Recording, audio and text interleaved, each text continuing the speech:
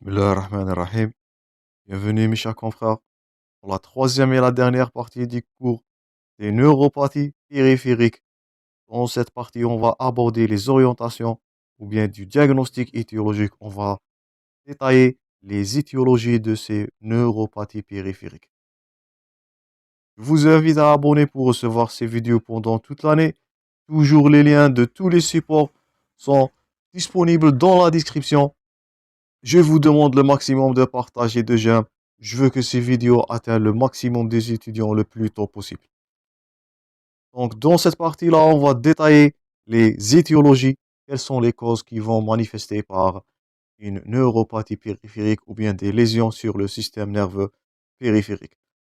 Donc, cette orientation étiologique, elle s'appuie bien sûr sur des éléments cliniques, topographiques, s'ils sont unilatéraux ou bien bilatéraux, symétriques ou non, tout ça va rentrer dans le diagnostic étiologique, les critères d'orientation vers une étiologie précise. Bien sûr, le mode d'installation, soit aigu, soit chronique, tout ça sont des facteurs ou bien des données à considérer pendant le diagnostic étiologique. Le contexte, est-ce qu'il est le contexte là de diabète, un contexte médicamenteux, un contexte traumatique, et les éléments paracliniques, bien sûr, c'est l'électro-neuromyogramme. On avait dit que c'était l'examen de première intention devant les neuropathies périphériques pour dépister ou bien détailler les cas. Donc, comme cause, on dispose de plusieurs causes pour les neuropathies périphériques. Mais gardez-vous en tête, c'est le syndrome de Guillain-Barré, c'est les neuropathies métaboliques, surtout la neuropathie diabétique. On a la neuropathie toxico-carentielle en cas d'éthylisme ou bien d'alcoolisme chronique, des causes vasculaires, vascularites, des causes infectieuses et bien sûr des causes malignes. Et là, ce sont les tumeurs ou bien les dysglobulinémies ou bien les gammopathies. Et existe-t-il des neuropathies dites périphériques qu'on va détailler dans cette partie-là. Donc, comme cause, ils sont multiples. Commençons premièrement par le fameux syndrome de Guillain-Barré qu'on va le détailler dans le cours suivant, mais on va prendre quelques notes sur le syndrome de Guillain-Barré qui est là. Donc, c'est une manifestation clinique souvent retrouvée après 2 semaines de façon aiguë après une infection et ça va donner des manifestations qu'on va détailler dans le cours prochain. Donc, ce syndrome de Guillain-Barré, il va toucher tous les âges, tous les deux sexes et dans 2 tiers des cas, comme on avait dit, la maladie infectieuse, elle est déclenchante et identifiée quelques jours avant la survenue de ces manifestations neurologiques. Donc, souvent les manifestations sont respiratoires, gastro-intestinales. Ces infections-là sont des infections respiratoires ou bien gastro-intestinales. C'est souvent le staphylo qui est impliqué là et le campylobacter jejuni. Donc ces infections-là vont se manifester après une phase aiguë du syndrome de Guillain-Barré. Et donc c'est une hyperréactivité contre le germe qui est là en cause, qui va causer des lésions de démyélinisation sur les nerfs, ou bien dans le système nerveux périphérique, et ça va manifester par parfois des paralysés faciales, flasques, ascendantes. Elle se développe de façon aiguë dans quelques jours, ou bien subaiguë à 4 semaines, et elle va atteindre le plateau d'évolution après une régression de plusieurs semaines. Donc les nerfs crâniens sont fréquemment atteints dans le syndrome de Guillain-Barré. On note l'utilité du LCR. Donc ça, ce sont les formes. Il existe deux formes paraparétiques, des formes pharyngées, des formes crâniales, syndrome de Miller-Fisher. Et comme vous voyez là, c'est face là, ou bien ces types rentrent dans le cadre du syndrome de Guillain-Barré. Donc l'étude du LCR est très utile pour rechercher, gardez-vous en tête cette notion de dissociation albuminocytologique, une hyperprotéinorachie qui sont typiques. Donc gardez-vous la notion de l'hyperprotéinorachie et la dissociation albuminocytologique. Ce sont des caractères paracliniques du LCS au cours d'un syndrome de Guillain-Barré. L'électroneurommyogramme, il va nous montrer une diminution de la vitesse de conduction. Et une diminution de la vitesse de conduction veut dire la démyélinisation des fibres. Donc c'est la réaction inflammatoire contre les germes qui est en excès, qui est violente et ça va attaquer ou bien ça va léser la gaine de myéline. Et c'est pour cela on va noter dans l'électroneurommyogramme, comme on avait dit précédemment, c'est pas les axons qui sont touchés là. Donc c'est la gaine de myéline, c'est la vitesse de conduction avec un bloc de conduction qui est très spécifique dans l'électroneurommyogramme. Donc vous voyez là le bloc de conduction qui est dû à la lésion de la gaine de myéline et qui va se manifester dans l'électroneurommyogramme. Donc gardez-vous en tête, c'est le SR qui va nous donner la dissociation albuminocytologique et l'hyperprotéinurie qui sont typiques. En plus de ça, la diminution de la conduction nerveuse, un bloc de conduction avec une dégénérescence ou bien démyélinisation de la gaine de myéline et surtout le contexte d'une infection respiratoire ou bien gastro-intestinale qui est aiguë ou subaiguë. Tout ça, ça va orienter le diagnostic vers le syndrome de Guillain-Barré. Donc, ce syndrome de Guillain-Barré, on va le détailler dans le cours précédent. Donc, restez abonnés pour recevoir tous les prochains cours concernant tous les modules. Donc, parmi les traitements de syndrome de Guillain-Barré, c'est les échanges plasmatiques. Et gardez-vous en tête que la corticothérapie, elle n'est pas efficace malheureusement dans le syndrome de Guillain-Barré. Donc, premièrement, comme première étiologie, le syndrome de Guillain-Barré, la réaction qui est exagérée contre les germes, souvent respiratoires ou bien gastro-intestinales, et qui va se manifester par une diminution qui est illustrée là. Et cette diminution, parfois, elle est grave sur le pronostic vital, surtout lorsque l'atteinte elle est respiratoire. Donc le pronostic vital est mis en jeu dans le syndrome de Guillain-Barré. Et bien sûr, on a le bloc de conduction qui est dû à la diminution. Donc faites attention. Là, c'est pas une atteinte axonale, c'est une atteinte démyélinisante de la gaine de myéline. Je répète, le syndrome de Guillain-Barré, là, l'atteinte, elle est démyélinisante. C'est la gaine de myéline qui est atteinte. Et on va détailler tout ça dans le cours prochain. Donc ça, c'était premièrement le Guillain-Barré. Deuxièmement, comme étiologie, c'est la plus fréquente, c'est une étiologie très importante que vous devez les retenir, une étiologie chronique, c'est la neuropathie métabolique. Et lorsqu'on dit métabolique, c'est diabétique, bien sûr. C'est la neuropathie diabétique. Donc la neuropathie diabétique, là vous voyez là, c'est la plasmaphérèse au cours du syndrome de Guillain-Barré. Et là, c'est la neuropathie diabétique.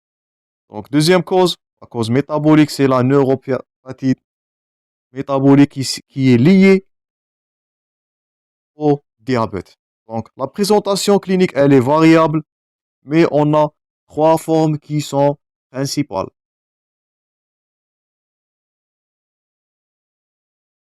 Donc on a les polyneuropathies axonales ascendantes, les radiculolexopathies lombosacrées et les mononeuropathies ou bien les mononeuropathies multiples. Donc vous voyez au cours de diabète, de multiples lésions, de multiples formes peuvent être notifiées ou bien observées au cours du diabète. Donc gardez-vous en tête ces trois notions, ce sont des questions fréquentes d'examen.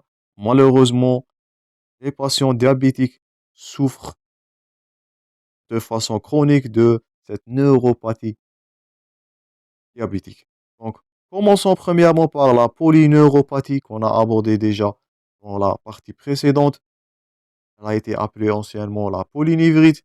Donc, la polyneuropathie ascendante, si elle est fréquemment douloureuse, donc c'est sensitive, et elle est accompagnée de signes de dysautonomie, donc c'est atteinte végétative et sensitive. Je répète, ça c'est une question très fréquente. Donc, la ou bien la polyneuropathie diabétique, elle est axonale, elle est ascendante et elle est de type sensitif et végétatif. Donc faites attention. Là, pour le diabète, on n'a pas de troubles motrices. On a de troubles sensitifs. C'est la douleur. Faites attention aux ces pièges-là. Donc dans la diabète, Par contre, aussi, syndrome de Guillain-Barré, on a des manifestations motrices, c'était la paralysie.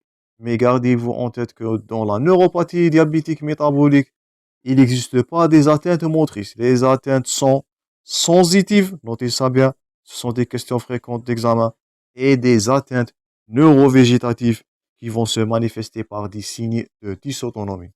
Donc, chez un diabétique, la polyneuropathie, elle est sensitive et végétative. Ça, c'est premièrement. Concernant la polyneuropathie axonale ascendante. Deuxièmement, on peut noter des radiculoplexopathies lombosacrées, réalisant souvent le classique tableau de cruralgie ou qui est amyotrophiante. Donc, ce sont des cruralgies à cause de troubles métaboliques. C'est la radiculoplexopathie lombosacrée qui peut être notée. C'est la deuxième pathologie qu'on peut noter dans le diabète. Premièrement, c'était la polyneuropathie axonale ascendante. Deuxièmement, c'est la radiculoplexopathie lombosacrée qui va se manifester par une fameuse ou bien des formes typiques d'un tableau de cruralgie. Donc, ça, c'est la cruralgie. Ici, je répète aussi, c'est des troubles sensitifs. Il n'existe pas des atteintes motrices pendant la neuropathie diabétique. Donc, illustré là. Et là, vous voyez, c'est une radiculalgie, ou bien radiculopathie. Donc, soit une racine, soit plexique.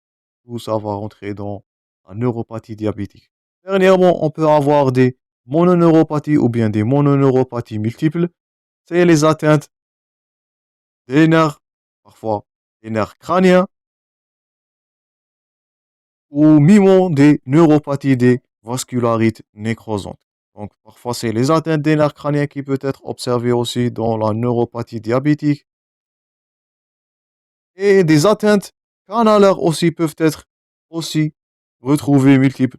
Syndrome du canal carpien, la compression du nerf ulnaire au niveau du coude, ils sont pas rares. Donc, vous voyez que dans la neuropathie diabétique, les patients vont souffrir de plusieurs manifestations sensitives et végétatives. Donc, ça peut être premièrement des polyneuropathies, polyneuropathie ascendante, sensitive et végétative. Ça, c'est premièrement. Deuxièmement, le patient peut subir des radiculolexopathies lombosacrées, comme illustré là dans l'illustration. Et bien sûr, des lésions des nerfs crâniens. Parfois, c'est une lésion des nerfs crâniens et même des syndromes canalaires multiples. C'est la mononeuropathie multiple, anciennement a été nommée la multinivrite. Et ça va donner plusieurs compressions des nerfs, soit dans le canal carpien si c'est le cas du nerf médian, et parfois le nerf ulnaire au niveau du coude. Ces atteintes-là sont pas rares. Dernièrement, cette neuropathie métabolique ou bien diabétique, elle est généralement liée à l'ancienneté du diabète et son déséquilibre. Donc, l'ancienneté du diabète, le degré, le déséquilibre, tout ça va rentrer dans la sévérité et le degré de cette neuropathie. La prise en charge de ces neuropathies diabétiques passe principalement par quoi? Par l'équilibration du diabète et bien sûr les antalgiques pour lutter contre les douleurs. Donc, on a le syndrome de Guillain-Barré, c'est parmi les causes les plus majeures des neuropathies, surtout les manifestations motrices. Et pour la neuropathie diabétique, vous voyez là, je répète, là, la neuropathie, elle est sensitive et végétative. Il n'existe pas de troubles motrices là dans la neuropathie. Donc, j'espère que c'est clair. Donc, ça, c'était comme deuxième étiologie, la neuropathie diabétique.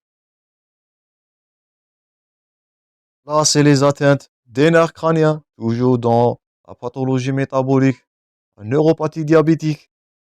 Là, ce sont les syndromes canalaires. Vous voyez là le fameux syndrome du canal carpien. Donc, c'est le nerf médian qui est comprimé, bien compressé par le ligament carpien. Et vous voyez là, c'est le nerf médian, plutôt le nerf ulnaire qui est sténosé ou bien comprimé, compressé par au niveau du coude par les structures sous-jacentes. Donc, vous voyez là, c'est le syndrome du tunnel cubital. Là, c'est le syndrome du canal carpien qui sont souvent fréquemment retrouvés dans la neuropathie diabétique. Donc, ça, c'était tous les points forts concernant la neuropathie métabolique qui est illustrée plus fréquemment, la majorité des cas par la neuropathie diabétique. Vous devez retenir tous ces points forts. Ce sont des questions très fréquentes d'examen. Vous êtes censé de savoir la neuropathie diabétique. Donc ça, c'était en deuxième plan, la neuropathie diabétique. Passons maintenant à la neuropathie toxico-carentielle. Donc, et bien sûr, lorsqu'on dit toxico-carentielle, là, c'est de l'éthylisme chronique qui est la cause courante de cette neuropathie. Donc, la toxicité directe de l'alcool sur le système nerveux s'associe généralement à un état carentiel plus ou moins qui est prévent. Donc, profond. Donc là, il s'agit d'une polyneuropathie sensitivo-motrice et végétative. Donc là, vous voyez cette neuropathie carentielle là dans l'éthylisme ou bien l'alcoolisme. Là, c'est une neuropathie qui est, je répète, sensitivo-motrice et végétative. Donc, vous voyez la différence. Dans chaque cause, il existe un type spécifique de neuropathie. Dans le Guillain-Barré, ça a été de prédominance motrice.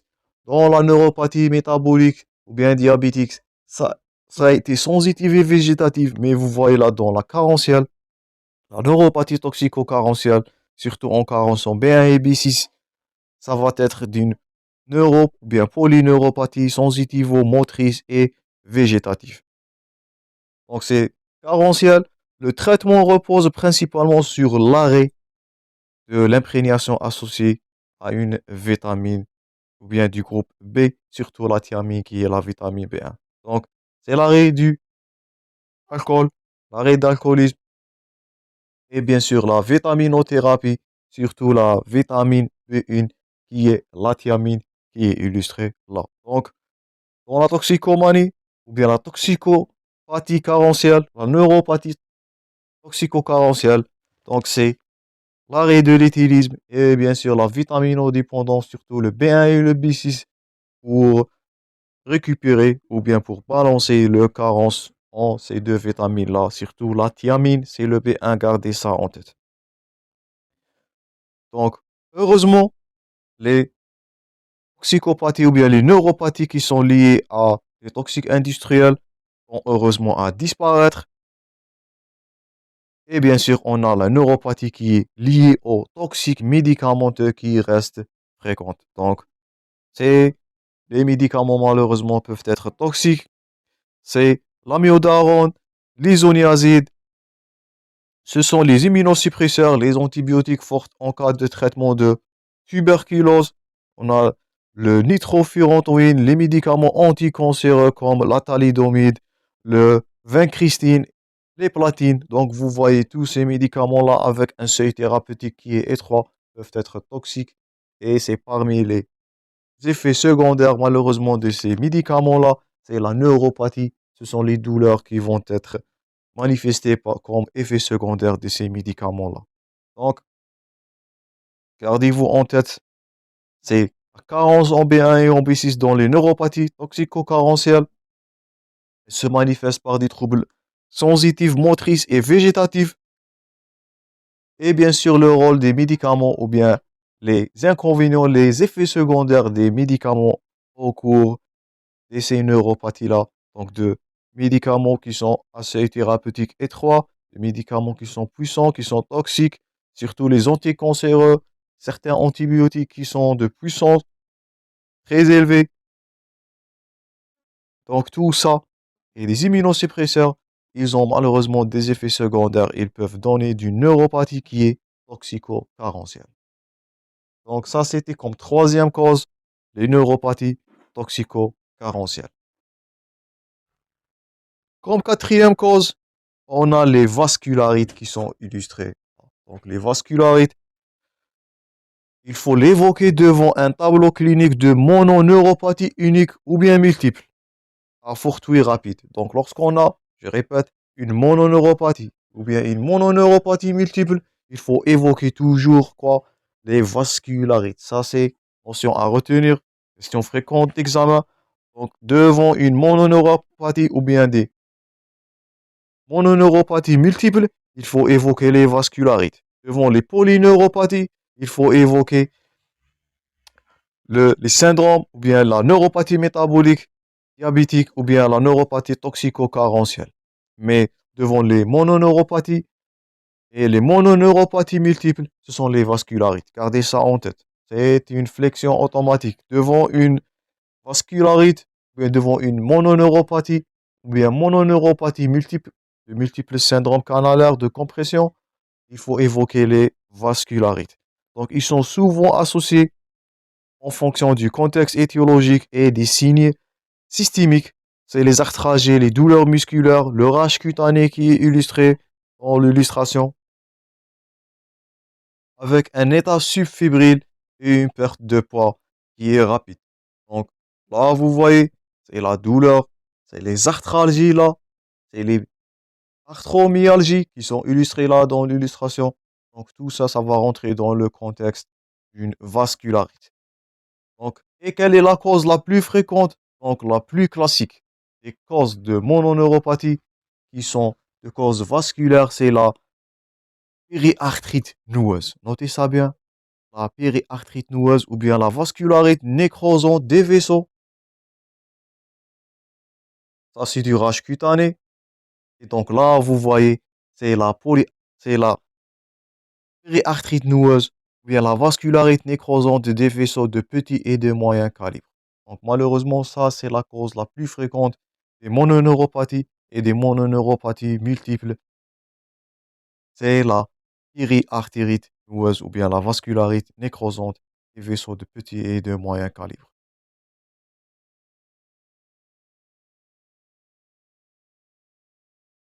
Comme d'autres causes, on a la polyangite microscopique.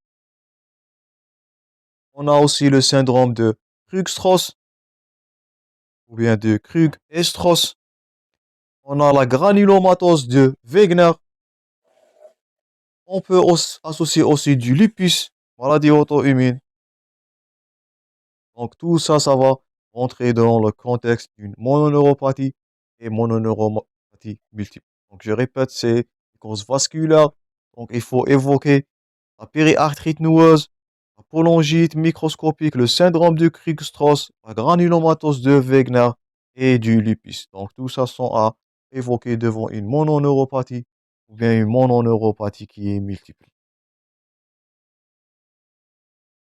Et dans ces cas-là, ce sont des maladies auto-immunes, inflammatoires, les corticoïdes en bolus per os, à forte dose, 1 mg par kilogramme par jour, sont démarrés rapidement et poursuivis plusieurs semaines ou bien mois. Ils sont fréquemment associés aussi à des immunosuppresseurs.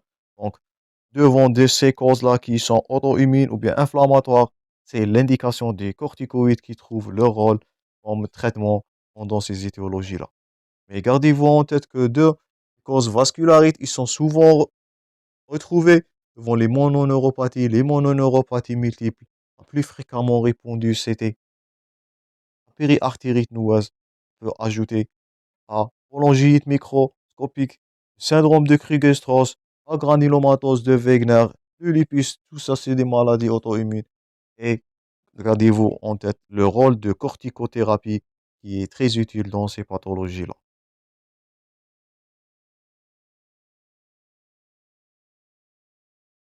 On dispose aussi comme cause des neuropathies qui sont malignes. Donc là, on est devant la malignité. Donc, ça peut être directement lié à l'infiltration tumorale à partir des racines, dans le cadre des rares mais redoutables de méningite carcinomateuse, ou bien l'infiltration du plexus pudénaire par une tumeur primitive ou par ses métastases, ou bien par un mécanisme dysimmunitaire, c'est la neuropathie paranéoplasique. Elles sont souvent invalidantes et le traitement de la tumeur associée ne permet généralement pas d'en obtenir une amélioration clinique, malheureusement. Donc, dans le cas tumoral, malheureusement, là, c'est l'infiltration par la tumeur soit primitivement, soit des métastases. Ça va donner des neuropathies qui sont malignes. Et malheureusement, même le traitement de la tumeur, ça ne va pas disparaître ou bien obtenir une amélioration clinique de ces symptômes-là ou bien de cette neuropathie. Là, vous voyez, c'est les malformations malignes, c'est la neuropathie maligne. Ça peut être aussi une cause d'une neuropathie périphérique. On a d'autres causes, c'est la dysglobulinémie. Donc, comme vous voyez là, la dysglobulinémie, les gammapathies monoclonales. Donc, la présence d'IgM par isoélectrofocalisation, là, on est en train de parler du syndrome ou bien du maladie de Waldenstrom, la maladie de Kahler. Donc, tout ça, on va détailler dans le module d'oncologie. Donc, la gammapathie monoclonale de signification indéterminée, c'est parmi les causes ou bien les IgM là, qui sont être en évidence par les isoélectrofocalisations. Ils doivent être recherchés devant une neuropathie sensitive, ataxiante, comportant une aryflexie et un tremblement d'attitude.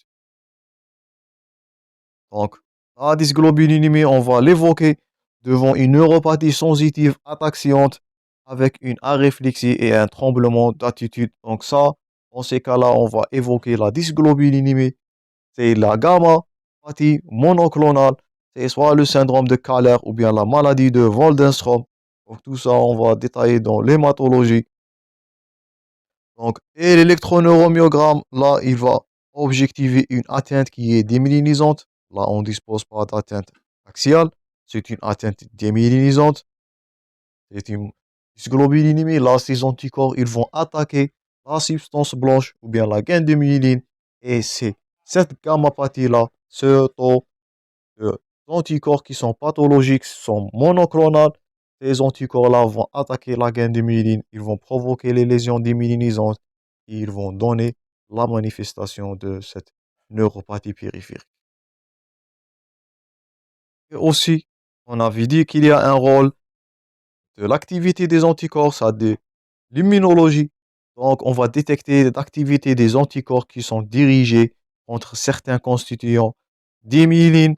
Ce sont les anticorps anti-MAG. On a parlé de ça dans le diagnostic dans la première partie.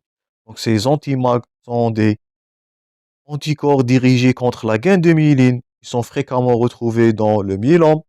C'est la maladie de Kahler. Et bien aussi dans la maladie de Waldenstrom, lorsque ces anticorps-là sont de type IgM. Donc, tout ça, c'est à détailler dans le module de neurologie. Mais gardez-vous en tête que la dysglobulinémie peut donner des lésions démyélinisantes et manifestées par des neuropathies malignes. Ça, c'est le myélome multiple, bien la maladie de Kahler. La maladie de Waldenstrom aussi peut être une cause là. Et la cryoglobulinémie devant faire rechercher une infection par le virus de l'hépatite C. Donc, les causes dysglobulinémiques peuvent donner aussi des manifestations cliniques qui sont des neuropathies, là, qui sont aryflexiques avec des tremblements d'attitude. Ce sont des troubles sensitifs là. Donc, il faut évoquer la dysglobulinémie comme étiologie là. Donc, vous voyez que les étiologies d'une polyneuropathie peuvent être multiples, soit du syndrome de Guillain-Barré, soit métabolique, toxico-carentiel, vasculaire, maligne, dysglobuline. Donc, vous voyez, les causes là sont vastes. Comme dernière cause, bien avant de conclure, on dispose des causes infectieuses et des neuropathies héréditaires. Comme cause infectieuse, on a du lèpre qui est indiqué là. Il existe du lèpre s'il y a une notion de voyage dans un pays endémique. On n'oublie pas le rôle du sida. On a parlé de la neuropathie du sida, où on avait déjà parlé dans le cours des infections du système nerveux central. Je vous invite à consulter le cours. Dans la troisième partie, on avait déjà parlé de la neuropathie du VIH, du sida. Donc, c'est une polyneuropathie sensitive là, à la phase tardive de l'affection, c'est au stade sida, tout ça, on a déjà parlé dans le cours des infections du système nerveux central. En dernier lieu, on a des neuropathies qui sont héréditaires. Donc là, il n'y a pas une cause étrangère. Là, la neuropathie, elle est dite héréditaire. On a parmi ces maladies-là héréditaires, la maladie de Charcot-Marie et toutes. Et on a la neuropathie héréditaire sensitive et autonome, c'est la NHSA. Et on a la forme neuropathique. Donc, premièrement, la maladie de Charcot-Tooth, ou bien Charcot-Marie et toutes. Donc, elle constitue 40% des neuropathies qui sont chroniques génétiques. L'évolution, elle est chronique. Là, elles sont classées selon leur mode de transmission, leur caractère axonal ou bien démyélinisant, la vitesse de conduction motrice sur le nerf médian. Donc, vous voyez là, c'est une maladie génétique.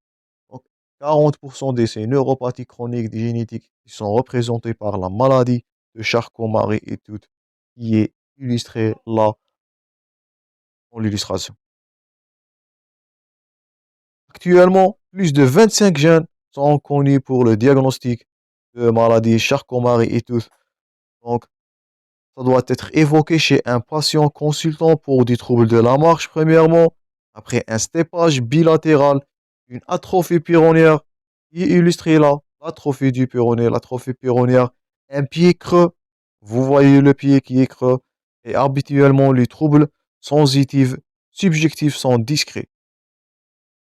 La réalisation d'arbres généalogiques nous permet dans de nombreux cas significatifs de préciser la modalité de transmission familiale éventuelle et il existe néanmoins de nombreux cas qui sont sporadiques. Donc, la maladie de Charcot-Marie, c'est 40% des neuropathies génétiques. Là, vous voyez, c'est le pied creux, c'est l'atrophie pyronière. Là, c'est la déformation. Et ça va donner des neuropathies périphériques sensitives. Donc, là, c'est la neuropathie dans ce cas-là qui est héréditaire. Donc là, c'est la neuropathie sensitive illustrée. Là, vous voyez les troubles sensitifs et douleurs. Ça, c'est la manifestation de la maladie de Charcot-Marie. Donc, parfois, ce sont des neuropathies héréditaires sensitives et autonomes. C'est le deuxième titre, c'est le NHSA. Et ce secondaire a une atteinte des neurones sensitifs. Les troubles sensitifs induisent des ulcérations cutanées, des ostéomyélites, même parfois des amputations. Et il existe des formes dominantes ou bien récessives. Le type 1 est le plus fréquent et il correspond au syndrome d'acropathie ulcéro-mutilante ou bien la maladie de Thévenard. Donc, comme deuxième cause de pathologie héréditaire, ça c'est le syndrome ou bien la maladie de Thévenard ou bien le syndrome acropathie ulcéro-mutilante ou bien la maladie nécrotique des pieds et des mains.